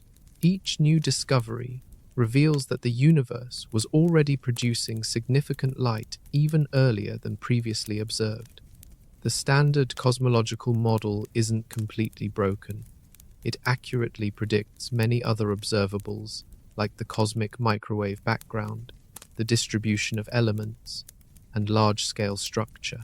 But it clearly misses something important about early galaxy formation. Resolving this problem might require new physics. Perhaps dark matter behaves differently than assumed. Perhaps star formation proceeds through mechanisms we haven't discovered. Perhaps the initial conditions after the Big Bang were more complex than current models capture. What remains certain is that the universe's infancy was far more active and bright than anyone predicted, and the light we see from that era traveled across distances that reveal just how limited our view truly is. Light from the edge of the observable universe has been traveling for 13.8 billion years. During that time, cosmic expansion has carried the source of that light to a current distance of 46.5 billion light-years away. This defines the cosmic horizon. Everything within 46.5 billion light-years is observable in principle. Everything beyond that boundary remains invisible. But space doesn't stop at the observable edge. The universe extends beyond our horizon. Galaxies exist out there. Stars shine, planets orbit, black holes consume matter. All of it proceeds completely unobservable from Earth. We know this because the observable universe appears roughly the same in all directions. It shows no signs of an edge or boundary. Galaxy distributions look similar whether we examine regions to our north, south, east, or west. The cosmic microwave background has nearly identical properties across the entire sky. This uniformity suggests space continues beyond what we can see. Think about what this means. The observable universe is just one sphere in an expanse that extends indefinitely. Our sphere has a radius of 46.5 billion light-years. Somewhere 47 billion light-years away, galaxies exist that we will never see. Their light hasn't had time to reach us yet. Given enough time, we might think that light would eventually arrive. But cosmic expansion prevents this. Space is expanding faster than those distant regions can send light toward us. Imagine someone running on a treadmill toward you while the treadmill speeds up continuously. If the treadmill accelerates faster than they can run, they'll never reach you despite running in your direction. Light from distant galaxies faces the same problem. Dark energy accelerates expansion. Regions currently beyond the cosmic horizon are receding faster than the speed of light through expanding space. Their light travels toward us, but the space between us grows faster than the light can cross it. The gap widens instead of narrowing. Those regions are causally disconnected from us. No signal, no particle, no information can ever traverse the expanding space separating us. This creates strange implications. Events happening right now in those distant regions will never affect us. If a civilization exists 50 billion light-years away, we will never communicate with them. Their radio signals will never reach us. Our signals will never reach them. We exist in separate, isolated pockets of space. As time passes, the situation worsens. Cosmic expansion is accelerating. Regions currently inside our observable universe will eventually cross the horizon and disappear. Galaxies we can see today will redshift until their light becomes undetectable, then fade from view entirely as they recede beyond the boundary. Scientists calculate that in approximately 150 billion years, every galaxy outside our local gravitationally bound group will have disappeared beyond the cosmic horizon. Future observers in our galaxy will see a universe containing only the Milky Way, Andromeda, and a few dozen smaller galaxies. Everything else will have vanished into darkness. They might conclude that these few galaxies represent the entire universe, unaware of the billions of galaxies that once filled the sky. We're fortunate to live in an era when the universe reveals itself. We can see 13.8 billion years of cosmic history. We can observe the early universe, track galaxy evolution, measure cosmic expansion. Future civilizations might not have this opportunity. The accelerating expansion will erase the evidence. But even now, with all our telescopes and technology, we see only a fraction of what exists. The majority of the universe lies beyond our reach. The observable universe measures 93 billion light-years across. That number seems enormous. It contains somewhere between hundreds of billions and trillions of galaxies, countless stars, unimaginable numbers of planets. Yet this entire sphere represents only what we can observe, not the totality of what exists. The actual universe is larger. potentially much larger, possibly infinite. Current measurements suggest space is geometrically flat. This means parallel lines remain parallel forever. Triangles drawn across cosmic distances have angles that sum to 180 degrees. Euclidean geometry applies. And in flat, infinite space, the universe extends without bound in all directions. If the universe is infinite, then beyond our observable sphere lies more space, containing more galaxies, stretching on forever. For every galaxy we can see, infinite galaxies exist that we cannot. For every star in the observable universe, infinite stars shine beyond our horizon. The numbers become meaningless because infinity exceeds any finite count by an infinite amount. Some cosmological models suggest the universe is finite but unbounded, similar to the surface of a sphere. You could travel in a straight line and eventually return to your starting point after circumnavigating the entire space. In such a universe, the total volume is large but finite. Estimates for finite universes often place the total diameter at hundreds of billions or even trillions of light years, still vastly larger than what we observe. Whether finite or infinite, the universe beyond our horizon contains structures and phenomena we cannot detect. Galaxy clusters form there. Cosmic web filaments connect across distances we'll never measure. Stars explode. Black holes merge. Entire populations of objects exist in complete isolation from our observable region. This raises a profound question about scientific knowledge. We develop theories based on observations. We test those theories through experiment and measurement. Our most successful theories, like general relativity and quantum mechanics, have been verified countless times within the observable universe. But do they apply beyond our horizon? We assume physical laws are universal, but we cannot verify this assumption for regions we can never observe. Most scientists believe the universe is uniform on the largest scales. The cosmological principle states that the universe looks roughly the same everywhere when averaged over sufficiently large volumes. Our observable region appears typical, not special. If this principle holds, then regions beyond our horizon should contain similar densities of galaxies, similar structures, similar physical processes. But we cannot prove this. It's an assumption based on symmetry and simplicity, not direct observation. Perhaps regions beyond our horizon differ dramatically. Perhaps different physical constants apply there. Perhaps entirely different forms of matter and energy dominate. The multiverse hypothesis takes this idea further. Some inflationary cosmology models suggest our observable universe is one bubble in a vast foam of separate universes. Each bubble underwent its own Big Bang-like event. Each evolved independently. Different physical laws might apply in different bubbles. We exist in this particular bubble because its properties allow life to develop. Other bubbles might be sterile, lacking the right conditions for complexity to emerge. These ideas remain speculative. No observations confirm or rule out multiverse scenarios. They exist at the boundary between physics and philosophy, addressing questions that might be fundamentally unanswerable through experiment. What we know with certainty is that our observable universe does not represent all that exists. Space extends beyond what we can see. Whether that extension is finite or infinite, uniform or varying, singular or multiple, remains unknown, and every location in that extended space has its own unique view of the cosmos. Stand anywhere in the universe and look around. You see a sphere of galaxies extending to your cosmic horizon. Light from those galaxies has had time to reach you since the Big Bang. Beyond that horizon, galaxies exist that you cannot observe because their light hasn't arrived yet. Now, imagine standing somewhere else. A galaxy 46 billion light-years from Earth.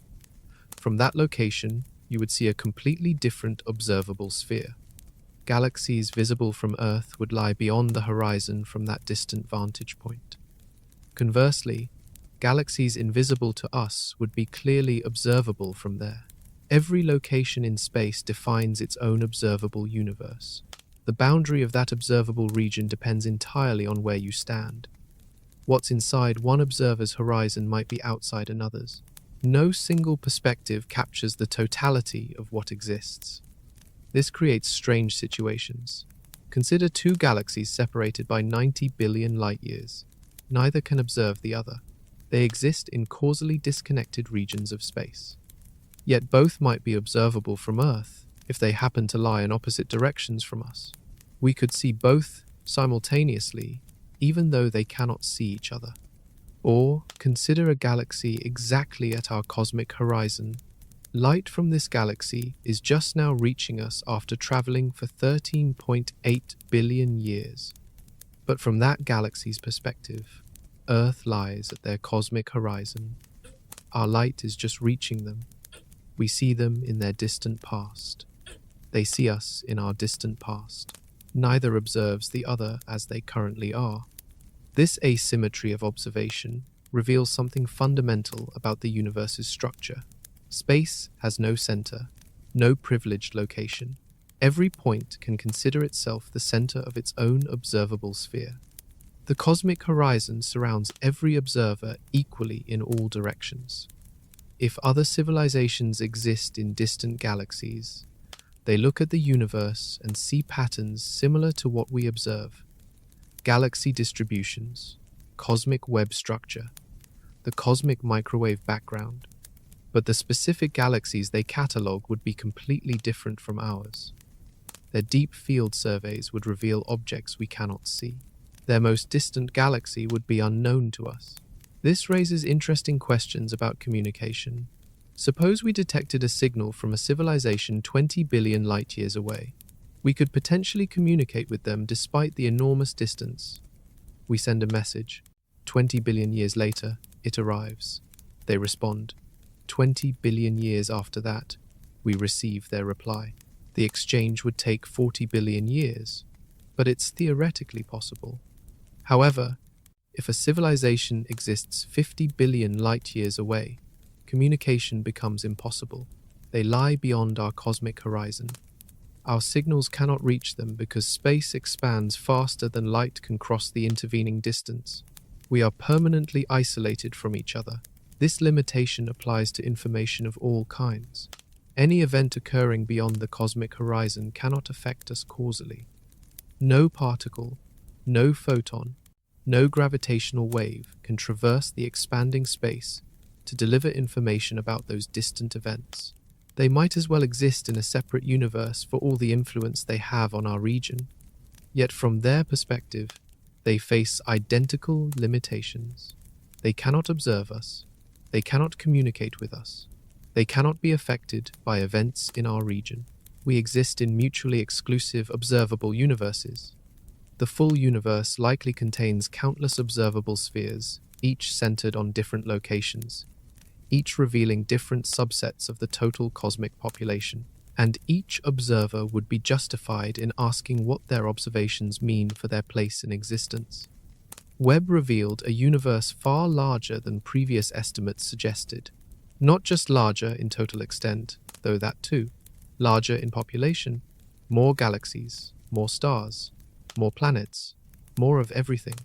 Trillions of galaxies instead of hundreds of billions, each containing billions or trillions of stars. Each of those stars potentially hosting planets. The numbers escalate beyond comprehension.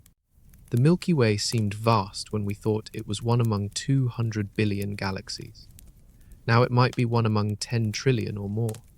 Earth shrinks in significance with every new discovery. We orbit an average star in an average galaxy in an average region of space. Nothing about our location appears special. We're not at any center. We're not in any unusual structure. We're a typical planet around a typical star in a typical galaxy among trillions. This realization has been building for centuries. Copernicus showed that Earth orbits the star, not the other way around. Later astronomers showed our star is ordinary, one among hundreds of billions. Then we learned the Milky Way is one galaxy among many. Now we learn that many means trillions, vastly more than we estimated. Each discovery displaced humanity further from any sense of cosmic importance. We are not the center of the solar system, not the center of the galaxy, not in a special galaxy, not even in an unusually large cluster. We're thoroughly average in every measurable way. Yet this displacement brings perspective. If trillions of galaxies exist, each with billions of stars and countless planets, the probability of other life existing somewhere becomes extremely high. We're probably not alone. The cosmos is too vast, with too many opportunities for chemistry and evolution, for Earth to be unique. This realization changes how we think about ourselves. We're one outcome among potentially billions or trillions of instances where matter organized into living systems. Our particular history, our specific biology, our individual civilizations might be unique, but life in general, intelligence in general, probably appears throughout the universe. We can never know for certain. Most of those potential civilizations lie beyond the cosmic horizon. We cannot communicate with them. We cannot observe them. They cannot observe us. We exist in isolation despite being part of a potentially populous cosmos. For the civilizations within our observable universe, detection remains incredibly difficult. Space is vast. Distances are enormous. Signals attenuate to undetectable levels across thousands or millions of light years. The universe could be teeming with civilizations, all trying to communicate, all failing to bridge the vast gulfs between stars. Webb reminds us of these gulfs. Every deep field image shows thousands of galaxies, each separated by millions or billions of light years. Each galaxy contains billions of potential homes for life. Yet the distances render them unreachable. We can see them. We can study them. We cannot visit them or communicate with anyone who might live there. What we can do is appreciate the scale, understand our place within it, recognize that we're part of something vastly larger than ourselves. The universe is 93 billion light years across in what we can observe. Beyond that, it extends farther, possibly infinitely. We occupy one planet circling one star in one galaxy among trillions. That's not insignificant. That's our home, our origin, our context. Webb has revealed just how large that context truly is. The universe is bigger, more complex, and more magnificent than we ever imagined. And we're privileged to live in an era when we can look out and see it, understand it, and marvel at our tiny but precious place within it. At the centers of some galaxies burns a light source so intense it outshines every star in that galaxy combined. These objects are called quasars. They represent the brightest continuously shining objects in the universe. A single quasar can emit more light than 1 trillion stars like our own. Quasars are powered by supermassive black holes consuming matter. As gas spirals inward toward the black hole, friction heats it to millions of degrees. This superheated material radiates across the entire electromagnetic spectrum. The energy output is staggering, more luminous than the combined light of hundreds of billions of stars compressed into a region smaller than our solar system. Webb has detected quasars, existing when the universe was less than 700 million years old. These ancient quasars pose the same problem as early supermassive black holes. They shouldn't exist yet. Building a black hole massive enough to power a quasar should take billions of years. Yet there they are, blazing in the infant cosmos. One quasar detected by Webb appears so bright that scientists initially questioned whether the measurement was accurate. The object shines, with the luminosity of 600 trillion stellar masses. 600 trillion. That's more energy than our entire galaxy produces, concentrated in a space perhaps a few light months across. The light from this quasar has been traveling for over 13 billion years. During that entire journey, the quasar's radiation has been streaming through space in all directions. Only an infinitesimal fraction happens to travel in Earth's direction. The total energy this object has released into the cosmos is almost incomprehensible. Quasars also serve as cosmic flashlights. Their intense light illuminates gas clouds between them and Earth. When scientists analyze quasar spectra, they see absorption lines where intervening gas has absorbed specific wavelengths. These absorption features reveal the composition and temperature of intergalactic gas across billions of light-years. This technique has mapped the cosmic web in 3 dimensions. Gas along filaments shows up as absorption in quasar light. Voids show minimal absorption. Dense regions show strong absorption. By observing many quasars in different directions, astronomers reconstruct the large-scale structure of the universe. Quasars are not permanent. They represent a phase in galaxy evolution when the central black hole feeds actively. Once the available gas is consumed or expelled, the quasar shuts down. The galaxy continues existing, but the brilliant central engine goes dark. The black hole remains dormant, waiting for new material to fall in. Our own galaxy once hosted a quasar. Evidence suggests the Milky Way's central black hole consumed gas vigorously billions of years ago. The quasar phase ended when the fuel was depleted. Now the black hole sits relatively quiet, occasionally flaring when a star wanders too close or a gas cloud falls inward. Webb's ability to detect distant quasars helps constrain how quickly supermassive black holes grew in the early universe. Each quasar discovery at high redshift pushes back the timeline for when these monsters became active. The data suggests black hole growth happened faster than standard models allow, adding to the mystery of early structure formation. What makes quasars especially valuable for studying the universe's scale is their visibility across enormous distances. A quasar billions of light-years away can be detected because it shines so brilliantly.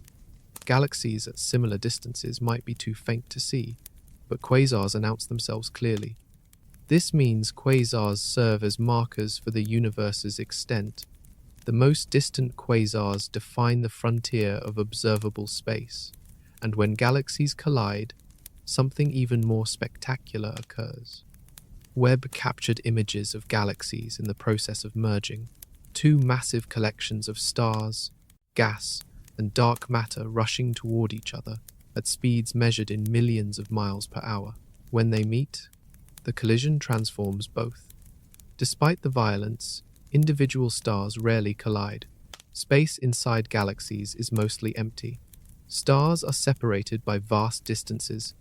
When 2 galaxies merge, their stars pass through each other like 2 swarms of gnats interpenetrating. The stellar populations mix, but direct stellar collisions are extremely rare. Gas behaves differently.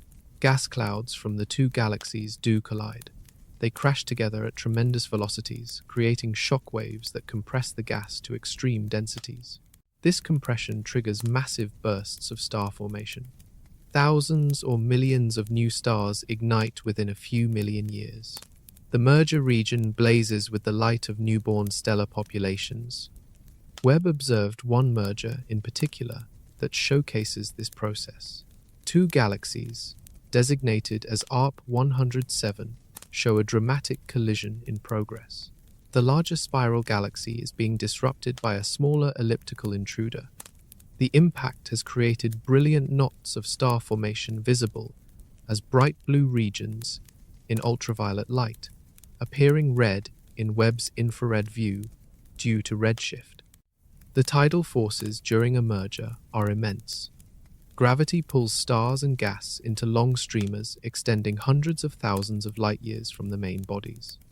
These tidal tails eventually fall back into the merger remnant, but they create striking visual features during the collision process.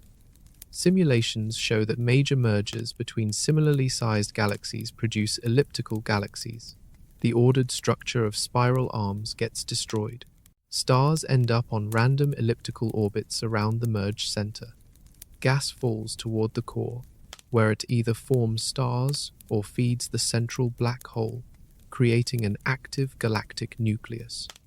The Milky Way is heading toward a merger with Andromeda. The 2 galaxies are approaching each other at about 250,000 miles per hour. In approximately 4 billion years, they will collide. The merger will take several billion years to complete as the galaxies make multiple passes, gradually spiraling together due to gravitational interactions and energy loss. When Milky Way and Andromeda merge, Earth's night sky will transform. Andromeda will grow larger in apparent size as it approaches, eventually filling a significant portion of the sky. During the merger itself, newly formed star clusters will blaze across the heavens. The combined galaxy, sometimes called Milkomeda, will be an elliptical containing all the stars from both progenitors. Webb also detected mergers in the very early universe, galaxies colliding when the cosmos was less than 1 billion years old. These early mergers might explain some of the unexpectedly massive galaxies found at high redshifts. Instead of growing gradually through steady star formation, galaxies could build mass quickly by merging with neighbors. The merger rate was higher in the past. The universe was smaller and denser. Galaxies were closer together. Collisions happened more frequently. As cosmic expansion continues, galaxies separate. The merger rate declines. In the far future, galaxy mergers will become increasingly rare as dark energy pushes galaxy groups farther apart. Every major elliptical galaxy likely resulted from at least one major merger in its past. The smooth, featureless appearance of ellipticals reflects their violent origin. The chaos of collision erased any organized structure, leaving behind a gravitationally relaxed system where stars orbit on random paths. Mergers also affect star formation in unexpected ways. Sometimes they trigger bursts, but sometimes they shut down star formation entirely by heating gas to temperatures too high for collapse. Webb captured one of the most striking examples of gravitational lensing ever photographed. A perfect ring of light surrounding a massive foreground galaxy.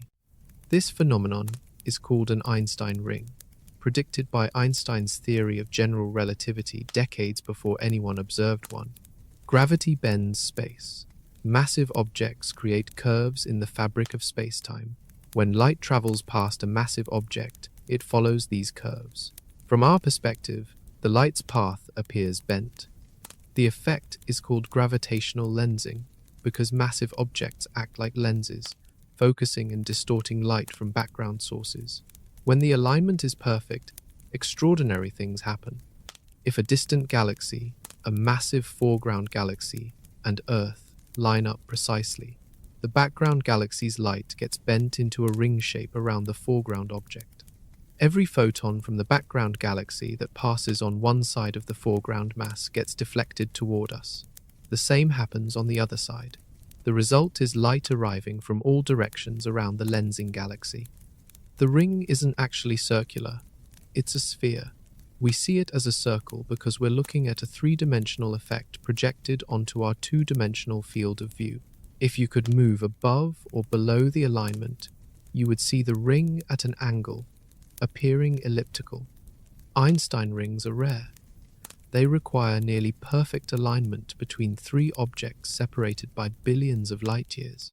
Most lensing events create arcs or multiple images instead of complete rings. When a ring does form, it provides powerful scientific opportunities. Scientists use Einstein rings to measure the mass of the lensing galaxy. The degree of bending depends on how much mass causes the deflection. By analyzing the ring's radius and the known distance to the background galaxy, astronomers calculate the total mass of the foreground object, including dark matter. These measurements reveal that dark matter extends far beyond visible galaxy boundaries. The Einstein ring's size indicates how far dark matter halos reach into space.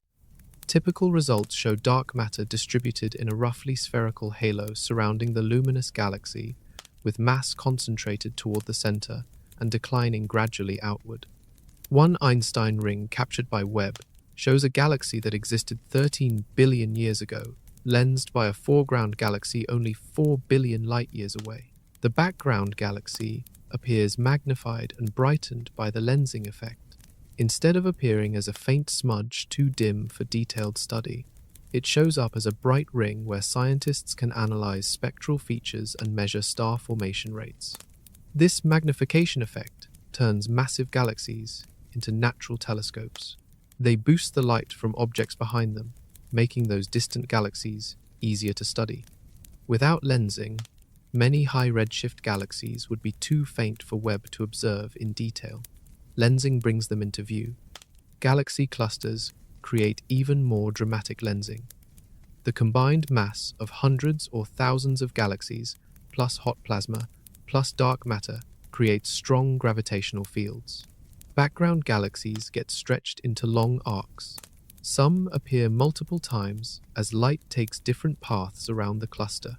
The resulting images look bizarre, with galaxies warped into crescents and elongated streaks. Webb used this effect deliberately.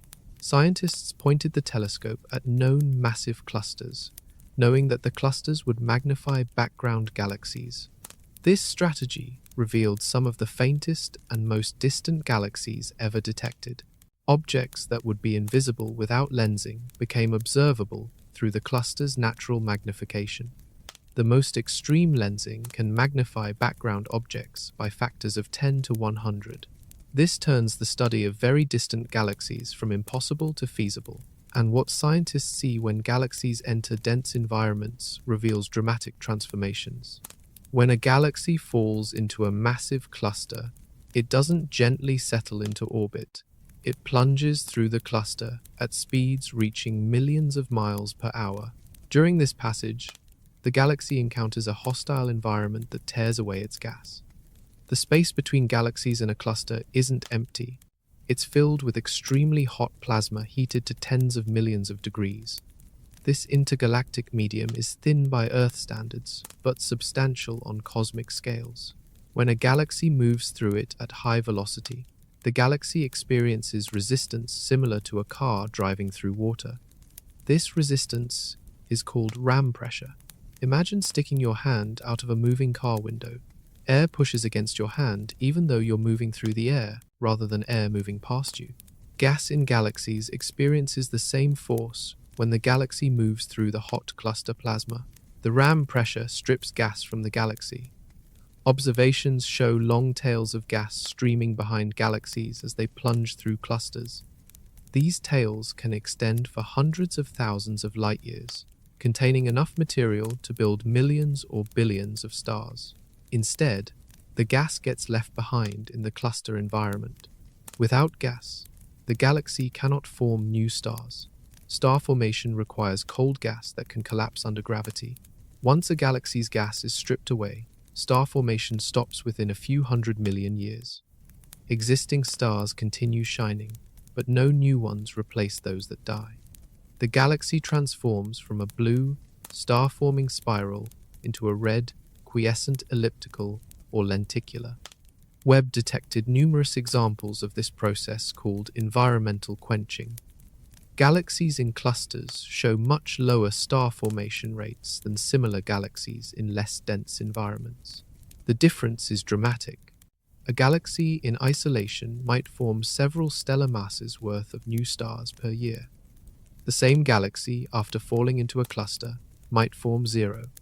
The effect is especially pronounced for smaller galaxies. Massive galaxies have deeper gravitational wells that hold onto their gas more effectively. Small galaxies have weaker gravity. Ram pressure can strip away their entire gas content in a single passage through the cluster core. They become red and dead, containing only old stellar populations with no ongoing star formation. One image from Webb shows a galaxy nicknamed the Jellyfish Galaxy. As it falls through its host cluster, ram pressure strips long tentacles of gas and stars trailing behind the main body. Star formation continues in these tentacles for a brief period before the gas dissipates completely. The galaxy leaves behind a trail of star clusters, marking its path through the cluster. Tidal interactions also play a role. The combined gravity of the cluster and neighboring galaxies pulls on the infalling galaxy. These tidal forces can strip away outer stars, leaving behind a smaller, more compact remnant. Over billions of years, large spiral galaxies that fall into clusters can be reduced to small elliptical galaxies through this stripping process. The cluster environment also prevents galaxies from accreting new gas from intergalactic space. In isolation, Galaxies continuously draw in fresh material from surrounding cosmic web filaments. This replenishes gas consumed by star formation. In clusters, the hot intergalactic medium is too energetic to be captured by individual galaxies. The supply of fresh gas gets cut off. Scientists estimate that approximately half of all galaxies in the universe reside in groups or clusters. This means environmental effects influence the evolution of a huge fraction of the galactic population. Understanding how environment shapes galaxies is crucial for understanding galaxy evolution as a whole. And across cosmic time, these environmental effects have changed the chemical composition of everything that exists. The early universe contained almost nothing but hydrogen and helium. These are the two lightest elements, formed in the first minutes after the Big Bang. Everything else came later, forged inside stars and scattered through space when those stars died. Webb detected this evolution by analyzing the spectra of galaxies at different distances. Nearby galaxies show spectral lines from many elements: carbon, oxygen, nitrogen, iron, silicon, magnesium. The full periodic table appears in their light, but the most distant galaxies show primarily hydrogen and helium, with only traces of heavier elements. This pattern reveals how the universe has been enriching itself with heavy elements over billions of years. The technical term is metallicity. Astronomers call anything heavier than helium a metal, even though elements like oxygen and carbon aren't metals in the chemistry sense. Low metallicity means few heavy elements. High metallicity means abundant heavy elements. The first stars formed from pure hydrogen and helium. When these massive stars exploded as supernovae, they ejected newly created heavy elements into surrounding space. The next generation of stars formed from gas enriched with these elements. When those stars died, they added even more heavy elements. Each stellar generation increased the metallicity of available gas. Scientists measure this by examining absorption and emission lines in galaxy spectra. Specific elements produce characteristic patterns. Oxygen creates lines at particular wavelengths. Carbon creates different lines. By measuring the strength of these lines relative to hydrogen, astronomers determine how much of each element exists in the gas. Results show that metallicity increases steadily from high redshift to low redshift. Galaxies at redshift 8 show metallicities around 2% of what we observe in nearby galaxies. Galaxies at redshift 4 show 20%. Galaxies at redshift 2 show 50%. By redshift 0, meaning the present day, metallicity reaches current levels. This enrichment is crucial for planet formation and life. Planets require heavy elements. You cannot build a rocky world from hydrogen and helium alone. Carbon-based life needs carbon, obviously, plus nitrogen, oxygen, phosphorus, and other elements. Early generations of stars provided the raw materials for everything more complex than hydrogen gas. Our star is a third-generation star at minimum. It formed from gas already enriched by previous stellar generations. That gas contained the silicon, iron, oxygen, and other elements needed to build Earth and everything on it. Every atom in your body except hydrogen was created inside a star and released through a supernova or stellar wind. Webb's observations show this enrichment proceeding faster in some environments than others. Dense regions where stars form rapidly accumulate heavy elements quickly. Sparse regions where star formation proceeds slowly remain metal-poor longer. Galaxy mergers accelerate enrichment by triggering intense starbursts that produce and disperse heavy elements rapidly. The most metal-poor galaxies Webb detected exist at high redshifts. These pristine systems contain gas that has experienced minimal stellar processing. Studying them reveals what the universe's raw material looked like before significant enrichment occurred. The composition matches predictions from Big Bang nucleosynthesis, the process that created elements in the first minutes after the Big Bang. Interestingly, even in metal-poor galaxies, some elements appear more abundant than others. Oxygen enriches faster than iron because different types of stars produce different elements. Massive stars that die young produce mostly oxygen. Smaller stars that live longer produce more iron. The ratio of oxygen to iron reveals the history of star formation in a galaxy. By tracing metallicity across cosmic time, scientists reconstruct the chemical evolution of the universe, from pure hydrogen to a cosmos where heavy elements comprise a few percent of all matter. That few percent made all the difference, enabling planets, chemistry, and eventually life.